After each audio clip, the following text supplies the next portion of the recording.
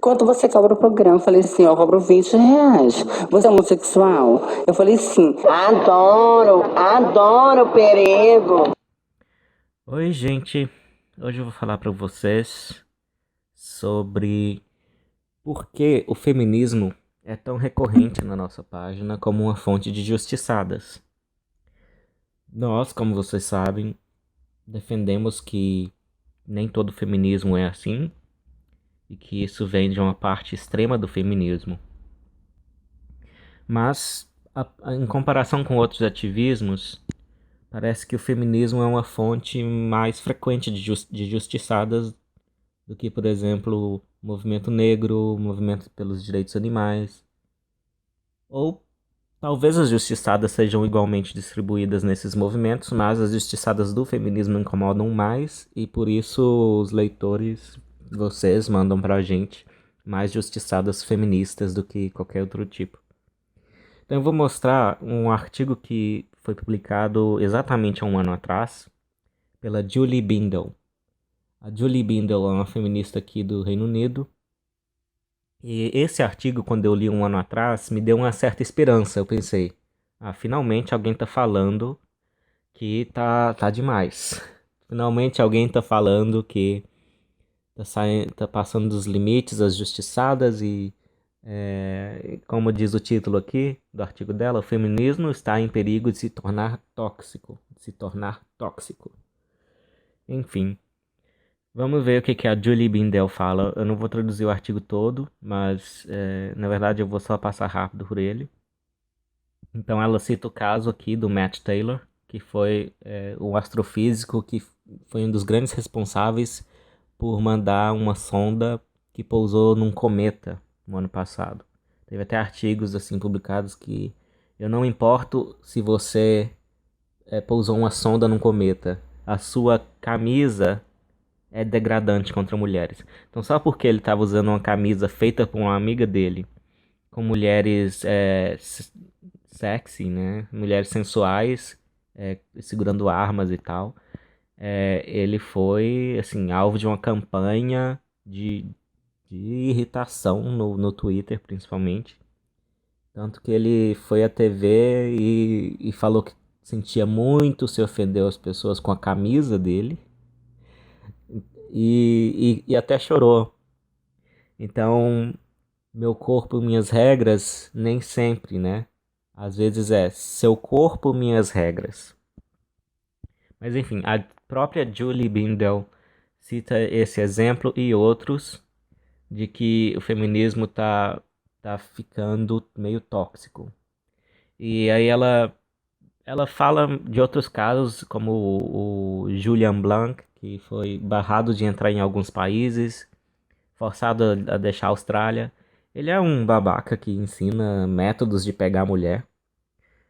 Todos esses métodos bem questionáveis, mas o que a Julie Bindel está falando aqui, essencialmente, é que muitas feministas embarcaram nessa campanha de censura prévia. E que isso é ruim, né? Liberdade de expressão é um dos direitos humanos, afinal de contas. Então, mas eu não vou me demorar muito aqui no que a Julie Bindel está falando sobre feminismo. O que é importante saber aqui é que ela está reclamando do extremismo dentro do feminismo, certo? Até que ela deu uma entrevista este ano, 2015, e eu vou ler o que ela disse nessa entrevista. Então, de novo, o que a jornalista do Guardian, Julie Bindel, disse quando foi entrevistada pelo coletivo feminista radical, o Radfem Collective. Aí tá uma fotinha da Julie Bindel. Eu vou pegar uma resposta que ela deu a uma pergunta nessa entrevista. Aqui, por exemplo, essa aqui. Antes de ir para a principal que eu quero mostrar para vocês. O coletivo pergunta: que papel tem o lesbianismo político na liberação das mulheres? Lesbianismo político, lembrando para vocês, é a crença de algumas feministas radicais de que uma mulher pode decidir ser lésbica para parar de dormir com o opressor, que é o homem, né?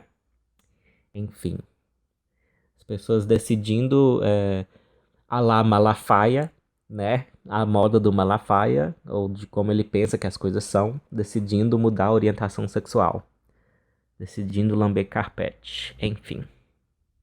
Então ela responde: lésbicas políticas são realmente cruciais, porque elas foram as que primeiro disseram que as mulheres deveriam ter liberdade de determinar sua própria sexualidade, ter a habilidade de determinar sua própria sexualidade.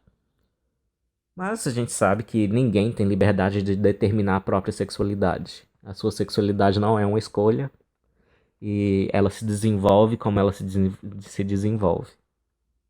Então, isso aqui, né, pela ciência básica que a gente tem do assunto, já dá pra descartar. Mas eu quero mostrar outra coisa. Então, vocês já estão vendo que a Julie Bindel não parece ser exatamente alguém que tem moral pra criticar feministas extremistas, né? Afinal, ela tá defendendo aqui o lesbianismo político. Ah, onde tá a pergunta? Ah, não é essa também, eu acho que não é essa a pergunta que eu tô querendo achar, mas essa pergunta também é interessante. Então perguntam pra ela, como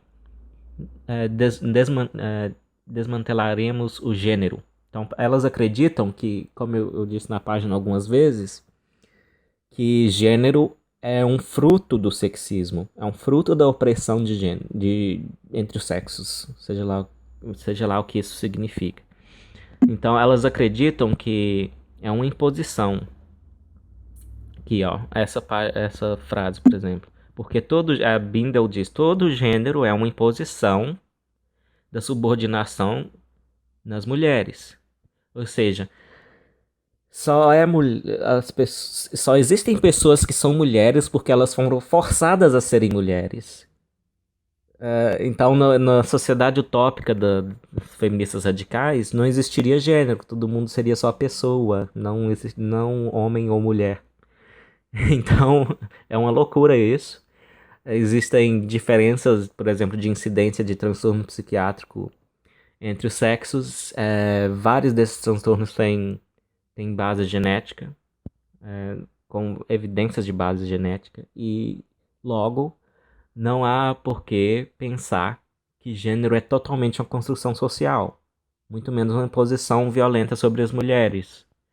E, como eu disse numa frase curta, num meme que eu postei na página, se você acha que ser mulher é tão ruim que só pode ser um fruto da imposição violenta, então você que é misógina.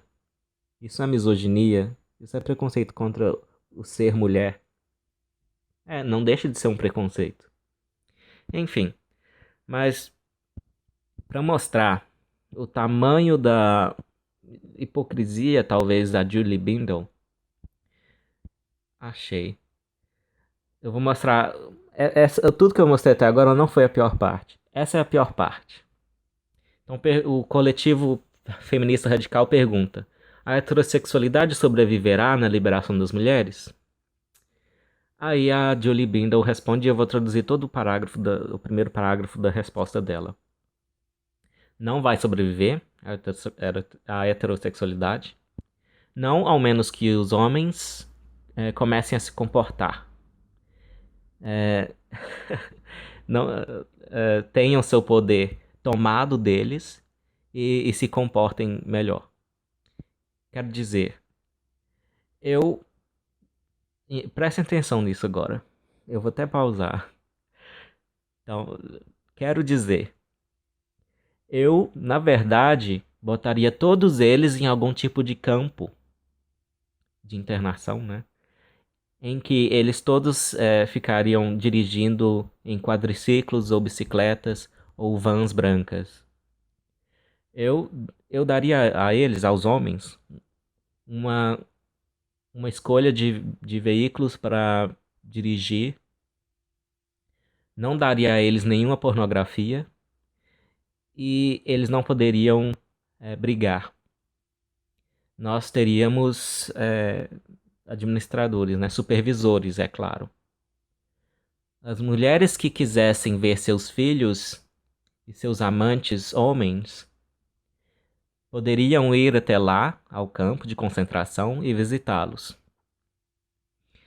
Ou, ou tirá-los de lá temporariamente como um livro de biblioteca. Então devolvê-los. Ou seja, a pessoa que no Guardian estava reclamando que o feminismo está se tornando muito tóxico é a mesma pessoa que defende campos de concentração para homens. Parece que ela tá brincando, né? Ela brinca falando de quadriciclos e bicicletas e vans brancas. Mas como saber que ela tá brincando realmente? Ela tá respondendo uma entrevista séria de um coletivo feminista radical. Como saber que ela. Por que ela brincaria com isso, aliás? Por que esse duplo padrão? Né? 2 pesos e 2 medidas. Porque se alguém dissesse que quer botar mulheres em campos de concentração, imagina a resposta. Mas como a gente sabe, toda vez que a gente aponta isso, a gente pega alguma coisa absurda dita por uma auto-intitulada feminista e mostra que se fosse dito contra mulheres o que ela está dizendo contra homens, isso seria um escândalo. A resposta padrão, pelo menos no Brasil, isso é falsa simetria. Não, primeiro, o que é falsa simetria? Eu até hoje não vi nenhuma definição disso. Não está descrito em nenhum manual de falácias informais, né? Porque parece ser o nome de uma falácia. Mas não é uma falácia, não foi classificado como tal. Então, e outra, as pessoas têm uma intuição básica de equidade, de tratamento equânime, igualdade entre as pessoas. E essa intuição básica, moral e ética, ela antecede a própria origem da humanidade. Tem um experimento famoso que pegam 2 macaquinhos. Um recebe uva e o outro recebe pepino, que é um vegetal menos gostoso para eles também. Então o macaco que viu o outro recebendo uvas enquanto ele recebia pepino, ficou revoltado e jogou o pepino fora. Eu tenho isso num vídeo, depois eu passo para vocês. Ou seja, há uma raiva gerada pelo tratamento desigual. Então, se feministas estão agora indo contra essa intuição de tratamento igual, elas estão indo contra a intuição moral da maioria das pessoas e uma intuição moral tão básica que antecede a humanidade. E o mesmo estão fazendo ativistas do movimento negro, os mais extremistas, que também fazem esse tratamento desigual, também insistem em fazer discurso de ódio contra brancos, né? Como a Absoluta faz. E se fosse, de novo, se fosse pego o que eles dizem sobre brancos e revertido para negros, seria inaceitável. Mas a ideologia permite esse tratamento desigual. Então essa é uma receita de vários ativistas, não só o feminismo, que é uma receita certa para o desastre e contra as intuições das pessoas sobre igualdade. É isso que a gente tenta combater um pouco aqui nessa página. Mas a lição que eu quero deixar hoje é isso. Né? O feminismo parece ser único na quantidade de justiçadas por causa de coisas como isso. A Julie Bindel, que se pôs no papel de criticar os extremismos, é uma extremista que tem coragem de falar em campos de concentração para homens. Então, vamos pensar sobre isso. Um abraço.